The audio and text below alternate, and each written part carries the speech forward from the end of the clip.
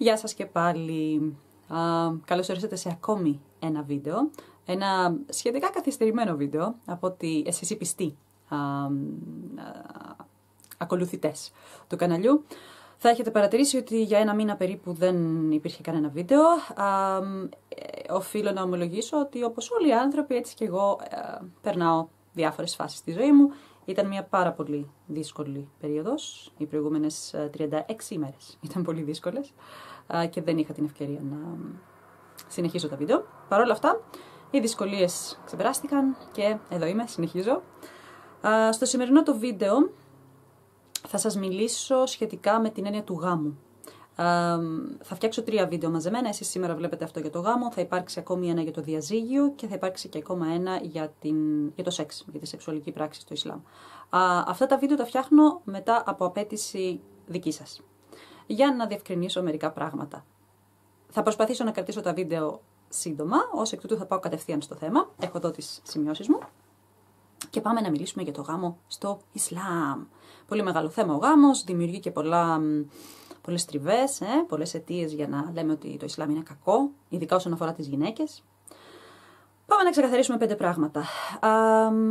Θα σας ξεκινήσω με την προϊστορία. Και αυτό είναι κάτι το οποίο κάνω πάντοτε και σαν ακαδημαϊκός. Αν διαβάσετε τα άρθρα μου, πάντοτε υπάρχει ένα background.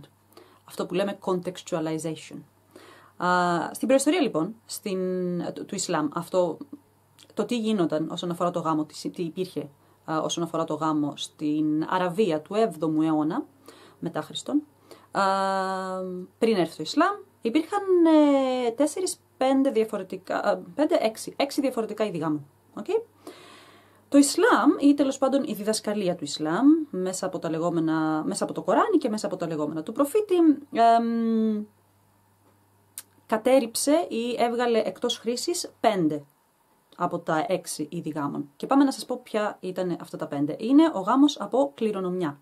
Και τι εννοούμε γάμο από κληρονομιά, είμαι σίγουρη ότι και στην Ελλάδα το έχετε ακούσει, σε κάποιες κοινωνίες, εάν για παράδειγμα πεθάνει ο σύζυγος μιας γυναίκας, η γυναίκα αυτή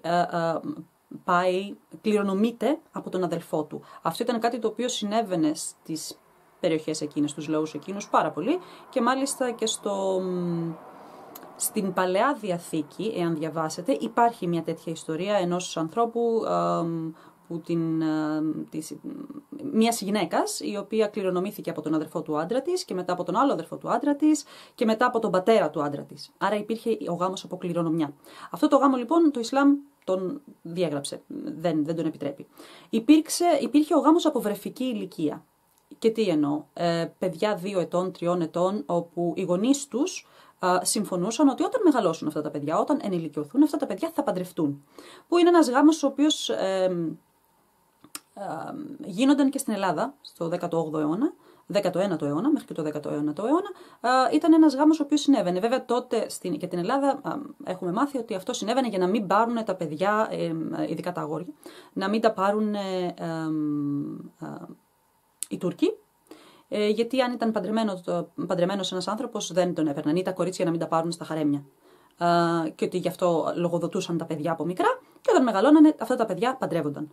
Αυτός λοιπόν ο γάμος υπήρχε από βρεφική ηλικία, υπήρχε στην Αραβία, είναι ο δεύτερος γάμος τον οποίο κατέριψε το Ισλάμ. Υπήρχε ο πολυσύνθετος γάμος. Και τι εννοούμε πολυσύνθετος γάμος? Οι γυναίκες μπορούσαν να είναι παντρεμένες με περισσότερους του ενός ανδρός και όταν υπήρχε εγκυμοσύνη, όταν υπήρχε ένα παιδί, η γυναίκα επέλεγε ποιος θα ήταν ο πατέρας του παιδιού. Άρα δεν είχαν ιατρικό τρόπο, δεν πηγαίνανε μέσω DNA, αλλά η γυναίκα έλεγε ότι εσύ θα είσαι ο πατέρας του παιδιού. Αυτός είναι ένας γάμος ο οποίος γίνεται ακόμα στην Αφρική. Σε κάποιες αφρικανικές χώρες εξακολουθεί να υφίσταται. Ο πολυσύνθετος γάμος λεγόταν Ιջτιμά. Ιштιμά νικά. Νικά είναι η λέξη για το γάμο. Νικά, να σας εξηγήσω η ρίζα, νικά κυριολεκτικά σημαίνει ερχόμαστε μαζί και δημιουργούμε μια ολότητα. Δημιουργούμε μια μονάδα. Από την ίδια ρίζα, σας έχω εξηγήσει για τις ρίζες σε άλλο βίντεο, βγαίνει και το ρήμα για την σεξουαλική πράξη. Ο πολυσύνθετος λοιπόν γάμος, και αυτός διαγράφηκε με το Ισλάμ, υπήρχε ο γάμος με κάποιον ευγενή. Τι ήταν αυτός ο γάμος? Ένα φτωχικό ή ένα μη ευγενές ζευγάρι, ο σύζυγος έδινε την γυναίκα του σε κάποιον ευγενή, ούτως ώστε αυτός να έχει σεξουαλικές επαφές μαζί της, και το παιδί που γεννιότανε το αναγνώριζε ως παιδί του ο ευγενής, αλλά μεγάλωνε με τη φτωχική οικογένεια. Αυτό τι σημαίνει? Ότι η οικογένεια η φτωχική έπαιρνε πρεστίζ. Και ήταν κάτι το οποίο συνέβαινε. Ήταν ήδη παντρεμένη η γυναίκα και απλά πήγαινε με κάποιον ευγενή. Και αυτός ο γάμος, ήρθε το Ισλάμ και λέει αυτό δεν είναι σωστό. Και υπήρχε και ο σιγάρ, ο ιστιπτά. Αυτός ο γάμος με ευγενή λεγόταν ιστιπτά. Και υπήρχε και ο γάμος σιγάρ. Σιγάρ σημαίνει ότι δύο άντρες θα αντάλλασαν μεταξύ τους τις κόρες τους ή τις αδελφές τους. Δηλαδή ο Νίκος και ο Γιάννης θα ανταλλάζαν τις αδελφές τους. Δεν έπεφτε λόγο στα κορίτσια, στις γυναίκες, να πούνε ναι θέλω ή δεν θέλω. Και σε αυτό το γάμο, στον σιγάρ γάμο, δεν υπήρχε πρίκα, δεν ανταλλάσσονταν πρίκα. Πάμε τώρα να μιλήσουμε λίγο για την πρίκα. Η πρίκα, που στο Ισλάμ λέγεται μαχαρ, ήταν ένα ποσό ή ένα αντικείμενο, θα μπορούσε να ήταν ζώα, μπορούσε να ήταν δούλοι, μπορούσε να ήταν άνθρωποι, ένα σπίτι, όχι τόσο σπίτι, συνήθως ήταν γη, η οποία πήγαινε στην οικογένεια της νύφης, πήγαινε στον πατέρα της νύφης, δεν πήγαινε στην νύφη. Μιλάμε τώρα για την προ-Ισλαμική περίοδο της Αραβίας του 7ου αιώνα. Και θα μου πεις και ποιο γάμο επιτρέπει το Ισλάμ. Ωραία, ήρθε λοιπόν το Ισλάμ, ή οι αρχές του Ισλάμ, οι αρχές του Κορανίου, και είπανε ότι θα υπάρχει αυτό που λέμε νικά στις μέρες μας, ο γάμος, ο ένας γάμος, που σημαίνει ότι είναι ένα συμβόλαιο ουσιαστικά. Νικά είναι συμβόλαιο, είναι γραπτό συμβόλαιο. Όταν παντρευόμαστε είναι γραπτό συμβόλαιο. Όπως και στο χριστιανισμό, όταν παντρευτείς στην εκκλησία, πας και υπογράφεις το χαρτί. Αλλά στο Ισλάμ είναι συμβόλαιο, το οποίο γίνεται ανάμεσα στην σύζυγο και στον σύζυγο, όχι στις οικογένειες, ανάμεσα στους δύο που παντρεύονται. Και γιατί αυτό είναι σημαντικό? Γιατί οι γυναίκες έχουμε το δικαίωμα να βάλουμε ό,τι όρους θέλουμε εμείς. Φυσικά, λογικά το έχεις συζητήσει με τον σύζυγό σου και το δέχεται, αλλιώς δεν θα γίνει ο γάμος, έτσι. Αλλά μπορούμε να βάλουμε ό,τι όρους θέλουμε. Και αυτό είναι πάρα πολύ δυνατό χαρτί, το οποίο δυστυχώς οι μουσουλμάνες στις ημέρες μας δεν το γνωρίζουν, όχι τις μέρες μας, μέχρι και πριν από 20 χρόνια, δεν το γνώριζαν. Ή ακόμα σε περιοχές όπως Μπαγκλαντές, Αφγανιστάν ή ακόμα και στην Αίγυπτο. Δεν το γνωρίζουν. Δεν γνωρίζουν ότι το συμβόλαιο είναι συμβόλαιο. Έχει νομική ισχύ και μπορείς να βάλεις τους όρους σου. Μπορείς να βάλεις όποιο όρο θέλεις. Γνωρίζω γυναίκες που έχουν βάλει στο συμβόλαιό τους ότι εγώ δεν θα μαγειρεύω. Δεν είμαι υποχρεωμένη. Θα το κάνω επειδή το θέλω, αλλά δεν είμαι υποχρεωμένη. Δεν με υποχρεώνει ο γάμος. Ή γυναίκες οι οποίες έχουν ζητήσει ο άντρας τους να μην έχει δεύτερη σύζυγο. Γυναίκες οι οποίες έχουν ζητήσει ότι αν θέλω διαζύγιο θα μπορώ να βγάλω διαζύγιο. Οτιδήποτε. Μπορείς να βάλεις ό,τι θέλεις. Ακόμα αν έχεις απαιτήσει από το σύζυγο να βοηθάει στις δουλειές του σπιτιού, μπορείς να το βάλεις στο συμβόλαιο. Τι σημαίνει αυτό? Ότι αν ο σύζυγος δεν επιτρέψει αυτά που έχει ζητήσει ή δεν κάνει αυτά τα οποία έχει υπογράψει στο συμβόλαιο, έχεις δικαίωμα να το διαλύσεις. Το συμβόλαιο σπάει. Έχεις δικαίωμα να βγάλεις διαζύγιο. Αλλά γι' αυτό θα μιλήσουμε στο επόμενο βίντεο για το διαζύγιο. Να γυρίσουμε τώρα στο γάμο. Στα τεχνικά, πώς γίνεται ο γάμος? Τι είναι απαραίτητο? Λοιπόν, είναι απαραίτητο να υπάρχει ένας καδής, ένας δικαστής, όχι ο ημάμις. Αν θυμάστε, έχουμε ξαναμιλήσει για τον ημάμι σε προηγούμενο βίντεο. Ένας ημάμις δεν είναι υποχρεωτικό να υπάρχει στο γάμο. Το κάνουμε για λόγους πρεστίζ και για λόγους για να κάνουμε την ημέρα να είναι λίγο πιο... Προσεύχεσαι στη διαδικασία του γάμου, προσεύχεσαι μπροστά στο Θεό και μάλιστα ο καδής ή ο ημάμις λέει στη γυναίκα να πει ότι δίνω τον εαυτό μου, η γυναίκα δηλώνει ότι δίνει τον εαυτό της στον άντρα και ο άντρας δηλώνει ότι δέχεται τη γυναίκα ως γυναίκα του. Αυτό γίνεται μετά από προσευχή. Προσεύχεσαι στο Θεό και μπροστά στο Θεό ουσιαστικά το λες αυτό. Αλλά ο καδής και ο ημάμις δεν είναι απαραίτητοι. Okay? Ο γάμος μπορεί να γίνει, το συμβόλαιο είναι είτε γραπτό, που κορίτσια, εσείς κορίτσια, που προτίθεστε να παντρευτείτε και είστε μουσουλμάνες ή προτίθεστε να παντρευτείτε μουσουλμάνο άντρα, συμβουλεύω 100% να είναι γραπτό το συμβόλαιο, αλλά μπορεί να είναι και προφορικό. Καθόμαστε μεταξύ μας και συμφωνούμε σε αυτό. Αλλά πρέπει να υπάρχει οπωσδήποτε, η νύφη, ο γαμπρός είναι απαραίτητα και πρέπει να υπάρχουν οπωσδήποτε και δύο μάρτυρες. Οι οποίοι, αν είναι άντρες, είναι δύο, αν είναι γυναίκες, είναι 4. Γιατί η μαρτυρία της γυναίκας πιάνεται ως μισή του άντρα. Πρέπει οπωσδήποτε να υπάρχουν οι μάρτυρες. Γιατί οι μάρτυρες? Γιατί αλλιώς θα ήταν κρυφός γάμος. Και η κρυφή γάμη είναι κάτι το οποίο το Ισλάμ δεν το θέλει. Για να ξέρει η κοινωνία ότι έχεις παντρευτεί.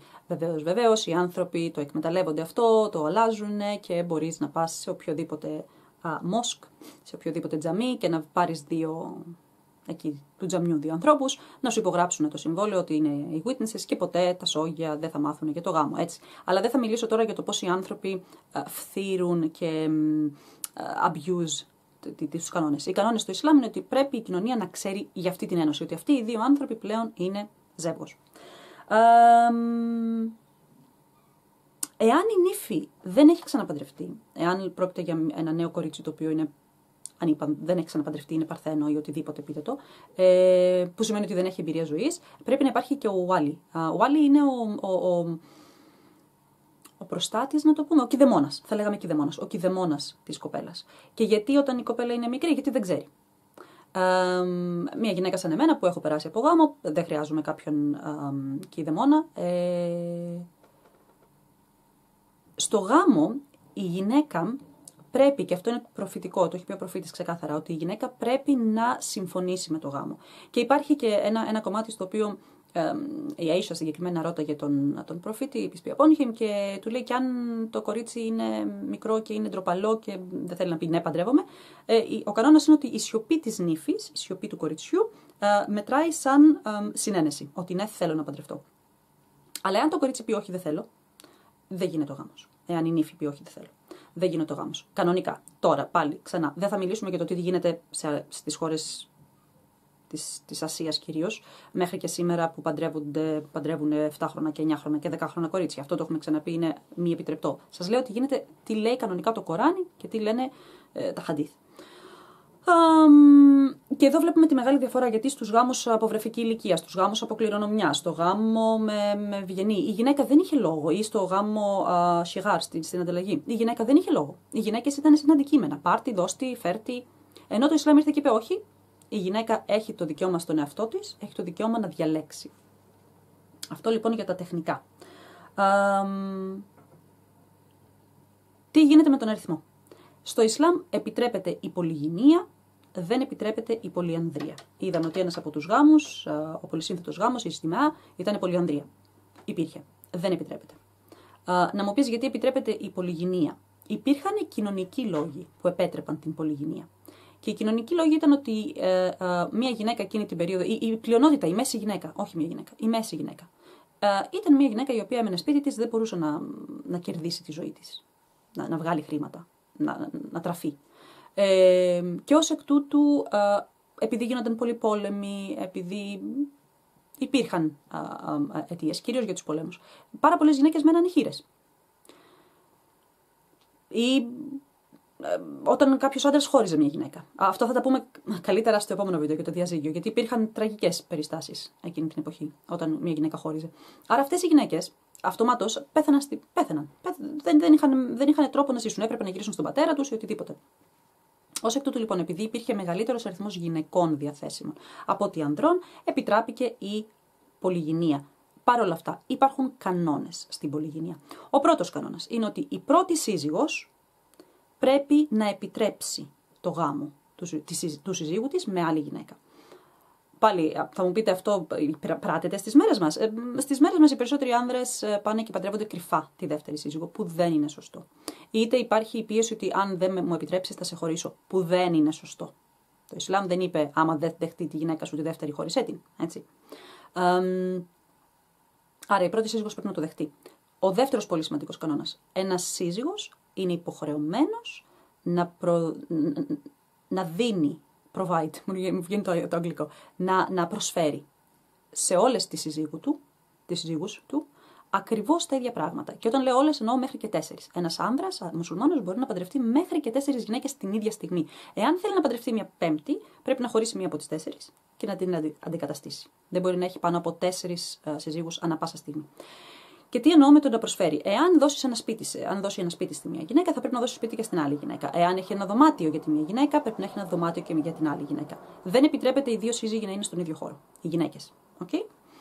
Εάν πρέπει να χωρίσει το τι δώρα κάνει. Αν δηλαδή κάνει δώρο σκουλαρίκια, στη μία σύζυγο, πρέπει να κάνει το ίδιο δώρο και στην άλλη σύζυγο. Ή στις άλλες σύζυγους, αν έχει 4. Πρέπει να δίνει το ίδιο ακριβώς ποσό για τις σύζυγους και τα παιδιά του. Δεν μπορεί να. Ας πούμε, αν πάει ταξίδι με μία από τις σύζυγους, πρέπει να πάει ταξίδι με όλες. Στην κάθε μία χωριστά. Δεν μπορεί να πάει ένα ταξίδι με όλες τις σύζυγους και τις 4. Στην κάθε μία χωριστά. Και επίσης υπάρχουν καθορισμένες, αυτό είναι κάτι το οποίο κανονίζεται ανάμεσα στις σύζυγους, κανονίζουν τις ημέρες που ο σύζυγος θα κοιμάται μαζί τους. Γιατί είναι δικαίωμα της γυναίκας να κοιμάται με τον άντρα της. Άρα εκεί μοιράζουν τις βραδιές του. Τον παίρνεις εσύ 5 μέρες, τον παίρνω εγώ άλλες 5 μέρες. Σκληρή δουλειά. Αυτοί είναι οι κανόνες του Ισλάμ. Και γιατί υπάρχουν τόσοι κανόνες? Γιατί στο Ισλάμ η πολυγυνία δεν είναι κάτι που συστήνεται. Η πολυγυνία είναι ένα μέσο έκτακτης ανάγκης για την κοινωνία. Δεν είναι ότι απλά θέλω τη Μαρία, θέλω και την Ελένη, πάω και τις παντρεύομαι και τις δύο. Ο γάμος δεν βασίζεται σε κάτι τέτοιο. Άρα πρακτικά το Ισλάμ μας λέει ότι εάν η κοινωνία βρίσκεται σε τέτοια τραγική κατάσταση, ορίστε, πάρτε παραπάνω συζύγους, ούτως ώστε να τις υποστηρίζετε οικονομικά. Αλλά όταν ζούμε στον 21ο αιώνα που δεν έχουμε τέτοια προβλήματα, είναι καλό να μην γίνεται η πολυγυνία. Αν γίνεται, πρέπει να ακολουθήσει τους κανόνες. Και οι κανόνες είναι τέτοιοι, ώστε ένας μέσος άνδρας να μην μπορεί να τους ακολουθήσει. Ξεκάθαρα για τις γυναίκες, όχι, δεν μας επιτρέπεται ένας άντρας, κόρενα στο κεφάλι μας. Η ηλικία. Η ηλικία που την έχουμε, δεν υπάρχει στο Κοράνι, δεν διευκρινίζεται στο Κοράνι η ηλικία, διευκρινίζεται όμως στα χαντίθ, είναι η εφηβεία. Είναι όταν το κορίτσι θα αρχίσει να έχει την περίοδό του, που βιολογικά θεωρείται ότι είναι έτοιμο να αναπαράξει, και το αγόρι θα αλλάξει φωνή, τριχοφυΐα και όλο αυτό. Η εφηβεία λοιπόν είναι η περίοδος. Δεν υπάρχει συγκεκριμένη ηλικία και το θεωρώ πάρα πολύ σωστό, με την έννοια ότι εγώ, ας πούμε, προσωπική εμπειρία, όταν μεγάλωνα, φίλες μου στο σχολείο ξεκίνησαν να μπαίνουν στην εφηβεία στα 9 τους, άλλες μπήκαν στα 14. Έχουμε αυτή την αλλαγή. Άρα το κάθε άτομο είναι διαφορετικό. Και πάλι θα μου πείτε, ναι, αλλά παντρεύονται τα παιδάκια. Αυτό δεν ακολουθεί τους κανόνες του Ισλάμ. Είναι καταπατά τους κανόνες του Ισλάμ. Πάμε τώρα στους κανόνες. Ο γάμος για τον οποίο σας μιλάω, το νικά, είναι ο κανονικός ο γάμος ομώνυμος. Γιατί υπάρχουν και άλλοι γάμοι. Θα τους εξηγήσω τώρα. Ο ομώνυμος λοιπόν είναι για πάντα. Παντρεύεσαι θεωρητικά για πάντα. Παρ' όλα αυτά, μπορεί να διαλυθεί, φυσικά και μπορεί να διαλυθεί. Υπάρχει πρόβλημα όπως στο χριστιανισμό, γιατί στο χριστιανισμό παντρεύεσαι για πάντα. Έτσι, πρέπει ο ένας από τους δύο να πεθάνει για να ξαναπαντρευτεί ο άλλος. Κανονικά, εάν ακολουθείς τις χριστιανικές γραφές. Στο Ισλάμ αυτό δεν υφίσταται, μπορεί ο γάμος να διαλυθεί με την έννοια του ότι ο γάμος πρέπει να βασίζεται στην αγάπη και στην κατανόηση, και όταν ένας γάμος δυσκολεύει τη ζωή των ανθρώπων, καλύτερα να μην υπάρχει. Πώς διαλύεται ένας γάμος? Από έναν άντρα μπορεί να διαλυθεί αυτόματα. Απλά με την επιθυμία του. Από μια γυναίκα είναι λίγο πιο δύσκολο. Πρέπει να πάει μέσω δικαστή και υπάρχουν κανόνες. Αλλά αυτά θα σας τα πω στο επόμενο βίντεο για να κρατήσω αυτό όσο το δυνατόν πιο σύντομο. Σε περίπτωση θανάτου ενός εκ των συζύγων, ο άλλος κληρονομεί. Δηλαδή, είτε πεθάνει η γυναίκα είτε πεθάνει ο άντρας, ο επιζήσας κληρονομεί τον ή την σύζυγο. Το είπαμε, το συμβόλαιο συνιστάται να είναι γραπτό, κορίτσια, γραπτό. Αλλά δεν υπάρχει, μπορεί να είναι και προφορικό. Μάχαρ, πολύ σημαντικό, προσέξτε. Τι γίνεται με το μάχαρ? Την πρίκα. Η πρίκα είναι οτιδήποτε ζητήσει η νύφη. Μπορεί να είναι μπορεί να είναι χρήματα, μπορεί να είναι ένα σπίτι, μπορεί να είναι ένα αυτοκίνητο, μπορεί να είναι να μάθει ο άντρας απ' έξω το Κοράνι, μπορεί να είναι οτιδήποτε. Πρέπει να πληρωθεί πριν το γάμο. Ιδάλλως μέχρι ότου πληρωθεί το μάχαρ, ο γάμος είναι void, θεωρείται άκυρος. Άρα δεν γίνεται να σου πει θα σε παντρευτώ και θα σου πληρώσω το μάχαρ μετά από 2 μήνες. Όχι, πρέπει να πληρώσει το μάχαρ και μετά ο γάμος θεωρείται γάμος. Αλλιώς θα θεωρηθεί fornication. Στα μάτια του Θεού, για το Ισλάμ, με τις αξίες του Ισλάμ, εάν δεν πληρωθεί η πρίκα, ο γάμος είναι άκυρος. Άρα δεν είσαστε σύζυγοι, είσαστε κάτι άλλο. Άρα το μάχαρ πληρώνεται στη γυναίκα, το κρατάει η γυναίκα. Σε περίπτωση δηλαδή που ο άντρας τη χωρίσει, η γυναίκα κρατάει την πρίκα της και μπορεί να είναι ό,τι θέλετε εσείς. Κορίτσια. Επειδή το έχω κάνει το λάθος. Και έχω παντρευτεί. Και έχω ζητήσει τίποτα. Δεν έχω ζητήσει μάχαρ καθόλου. Ήταν κάτι. Μην το κάνετε αυτό το λάθος. όσο περισσότερη αξία δίνετε στον εαυτό σας, τόσο περισσότερο θα σε σεβαστεί η οικογένεια του σύζυγου ή ο σύζυγος. Και γιατί αναφερόμαστε τώρα στην οικογένεια? Γιατί όταν παντρεύεσαι στο Ισλάμ, δεν παντρεύεσαι μόνο τον άνθρωπο, παντρεύεσαι όλη την οικογένεια. Και αυτό είναι κάτι που πρέπει να το έχετε πολύ σοβαρά υπόψη σας. Έχει σημασία και η οικογένεια στο Ισλάμ ανακατεύεται στα του ζευγαριού. Είναι το σύνηθες, είναι το λογικό. Στο Ισλάμ δεν υπάρχει η έννοια της ατομικότητας, υπάρχει η έννοια της συλλογικότητας. Άρα αυτομάτως παντρεύεσαι ολόκληρη την οικογένεια και η οικογένεια έχει δικαίωμα να επισέρχεται στα προσωπικά του ζευγαριού. Αυτά λοιπόν για τους... πρόταση. Την πρόταση γάμου, ποιος την κάνει, ο άντρας ή η γυναίκα?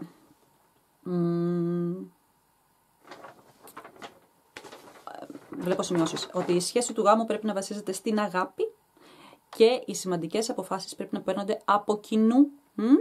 Δεν είναι ότι ο άντρας είναι κύρις και παίρνει τις αποφάσεις. Το Κοράνι 30-21, πηγαίνετε να δείτε σούρα 30-21, λέει ότι ο γάμος πρέπει να βασίζεται στην αγάπη και οι αποφάσεις πρέπει να παίρνονται από κοινού. Και αυτό είναι ένα κομμάτι το οποίο σηκώνει ολόκληρο βίντεο. Υπάρχει αυτό το κομμάτι, το γνωστό για τη βία κατά των γυναικών μέσα στο γάμο και ότι ο σύζυγος είναι καουάμα, ο προστάτης. Όλο αυτό θέλει ένα ολόκληρο βίντεο, θα φτιάξω ένα βίντεο γι' αυτό συγκεκριμένα, να ξεκαθαρίσουμε κάποια πράγματα. Πάμε τώρα στα τυπικά. Ναι, πρόταση γάμου μπορεί να γίνει και από τον άντρα και από τη γυναίκα. Κοινωνικοί περιορισμοί έχουν ότι ο άντρας να κάνει το πρώτο βήμα, αλλά αυτό δεν υπάρχει στο Ισλάμ καθόλου. Μπορεί η γυναίκα να κάνει κάλλιστα πρόταση γάμου στον άντρα και σύμφωνα και με το παράδειγμα του προφήτη, με την πρώτη του σύζυγο, τη Χαντίτζα, δεν υπάρχει καθόλου καμία ντροπή στον άντρα. Μάλιστα ο προφήτης Πισπιαπόνχημ όχι μόνο δέχτηκε πρόταση γάμου, η πρώτη του σύζυγος ήταν 15 χρόνια μεγαλύτερη του, ήταν η αφεντικίνα του ουσιαστικά στη δουλειά, του έκανε πρόταση γάμου και όταν παντρευτήκαν, επειδή εκείνη είχε οικονομική άνεση, ενώ εκείνος δεν είχε, μετακόμισε αυτός στο σπίτι της και ζούσε αυτός στο σπίτι της.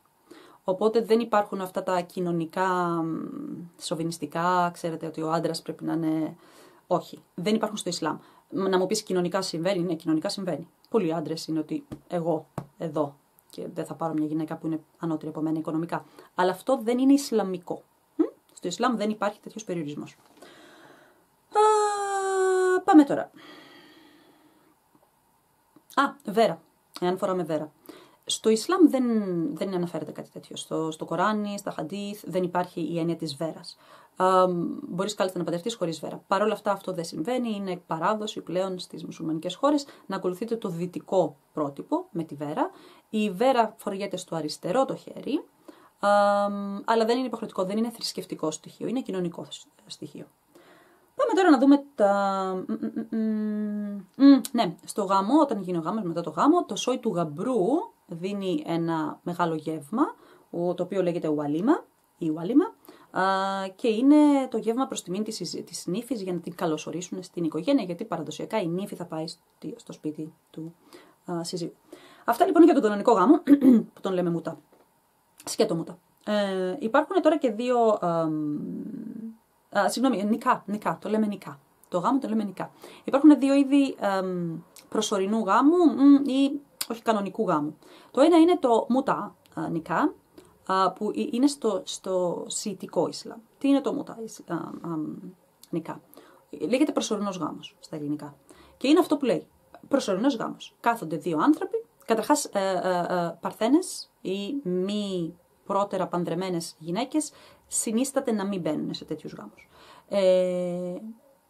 Εμείς οι υπόλοιπες, στο σιητικό Ισλάμ, όχι στο σουνιτικό, οι Σουνίτες δεν τον αναγνωρίζουν αυτό το γάμο, μπορούν οι δύο άνθρωποι να συμφωνήσουν για ένα αλφα χρονικό διάστημα, 1 μήνα, 5 μήνες, 6 μήνες. Η πρίκα πάλι δίνεται ως δώρο κυρίως, αλλά μπορεί να είναι και χρήματα, ό,τι θέλει η νύφη. Δίνεται λοιπόν από τον σύζυγο πρίκα στη σύζυγο και είναι ένας τυπικός, ένας κανονικός γάμος. Ο σύζυγος έχει την υποχρέωση να υποστηρίζει οικονομικά τη γυναίκα, να την συντηρεί, μένουν μαζί στο ίδιο σπίτι αν θέλουν, αλλά μέχρι το deadline. Τι γίνεται στο deadline? Μπορείς να ανανεώσεις την ημερομηνία για άλλους 5 μήνες, 6 μήνες. Και από εκεί και πέρα, όσες φορές θέλεις, και από εκεί και πέρα, όταν το ζευγάρι νιώσει ότι ναι, ταιριάζουμε, μπορούμε να ζήσουμε μαζί για το υπόλοιπο της ζωής μας, το κάνουν μόνιμο, ή τον διαλύουν το γάμο. Και δεν υπάρχει καμία υποχρέωση ή κανένας περιορισμός. Στο Σιητικό Ισλάμ. Αυτό ήταν μια παράδοση η οποία υπήρχε στα χρόνια του προφήτη και ο προφήτης το επέτρεπε. Οπότε είναι ένα είδος γάμου τον οποίο το Ισλάμ δεν καθαίρεσε, όπως έγινε με τους προηγούμενους 5 που σας ανέφερα.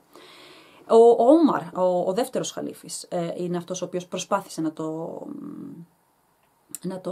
να τον καταργήσει αυτό το είδος το γάμο και μάλιστα υπάρχει ένα χαντίθ στο οποίο ο γιος του Ομάρ έχει ρωτηθεί από κάποιον, του λένε μα ο πατέρας σου τον κατήργησε αυτό το γάμο και ο γιος του, Αμπντάλα, δεν είμαι σίγουρη, μη σας λέω και ψέματα, ο γιος του Ομάρ είπε ότι αν το έχει επιτρέψει ο προφήτης, ο πατέρας μου δεν έχει δικαίωμα να το καταργήσει. Και ο προφήτης, στα χαντίθ υπάρχουν περιστατικά όπου 2 άντρες πήγανε σε μια γυναίκα παρουσία του προφήτη και της κάνανε μούτα πρόταση. Αλλά ξαναλέω, οι Σουνίτες δεν το δέχονται αυτό, μόνο οι Σιήτες το δέχονται. Να μου πεις, οι Σουνίτες είναι που θέλουν να τον κάνουν για το γάμο? Όχι όλοι. Υπάρχει στο Σουνιτικό Ισλάμ, υπάρχει το Μισιάρ νικά, Μισιάρ marriage. Το Μισιάρ είναι μια ντροπή της κοινωνίας, κατά τη δική μου ταπεινή άποψη. Το Μισιάρ είναι ένα είδος γάμου στο οποίο ο σύζυγος δίνει ένα συμβολικό δώρο στη σύζυγο, παντρεύονται, ο σύζυγος δεν έχει καμία υποχρέωση εναντίον του σύζυγου, η σύζυγος δεν έχει καμία υποχρέωση ως προς το σύζυγο και συναντιούνται τα Σαββατοκύριακα. Είναι, θα λέγαμε, part-time γάμος, αν θέλετε. Εάν προκύψει παιδί και στους δύο και στον προσωρινό και στον part-time γάμο, εάν προκύψει παιδί, ο σύζυγος ακολουθεί, έχει τις υποχρεώσεις ενός πατέρα, έτσι. Αλλά πέραν τούτου είναι, το Μισιάρ δεν έχει deadline, μπορεί να κρατήσει για πάντα. Και εάν θέλεις να χωρίσεις, μόνο ο σύζυγος. Οι κανόνες χωρισμού ακολουθούν τους κανόνες του νικά, του κανονικού, δηλαδή μόνο ο σύζυγος μπορεί να χωρίσει, όχι η σύζυγος. Δεν πράττεται πάρα πολύ, πράττεται στη Σαουδική Αραβία κυρίως. Η δικαιολογία των ανδρών που το κάνουν είναι ότι αυτός ο γάμος είναι για business women, για γυναίκες οι οποίες είμαστε ανεξάρτητες, είμαστε πολύ άσχολες και δεν θέλουμε να έχουμε κάποιον πάνω από το κεφάλι μας. Στην πραγματικότητα, κορίτσια, να είστε πάρα πολύ προσεκτικές και με τα 2 είδη προσωρινών γάμων ή part-time γάμων. Μισιάρ δεν υπήρχε. Μισιάρ δεν υπήρχε στην προϊστορία του Ισλάμ, δεν έχουμε στοιχεία που να υπάρχουν και δεν αναφέρεται πουθενά στο Κοράνι, δεν αναφέρεται πουθενά στα χαντίθ, δεν ξέρω καν πώς προέκυψε το Μισιάρ, ενώ το Μούτα υπάρχει στα χαντίθ.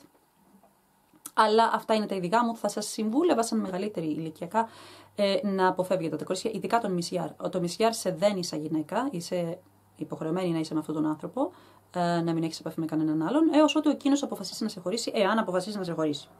Είναι λίγο και δεν έχει καμία υποχρέωση απέναντί σου. Είναι λίγο περίεργα τα πράγματα. Ενώ τουλάχιστον στο Μούτα έχεις ένα deadline, ξέρεις ότι στο deadline θα ελευθερωθείς και οι υποχρεώσεις του απέναντί σου είναι όπως και σε έναν κανονικό γάμο. Οφείλει να σε υποστηρίζει οικονομικά, οφείλει να σε υποστηρίζει συναισθηματικά και στο κρεβάτι. Λοιπόν, αυτά όσον αφορά το γάμο στο Ισλάμ. Θα κλείσω αυτό το βίντεο, να το τελειώσω, να το κάνω σύντομο, ελπίζω να ήταν σύντομο. Και μετά από 2 εβδομάδες εσείς θα δείτε το επόμενο βίντεο, το οποίο θα αφορά στο διαζύγιο στο Ισλάμ.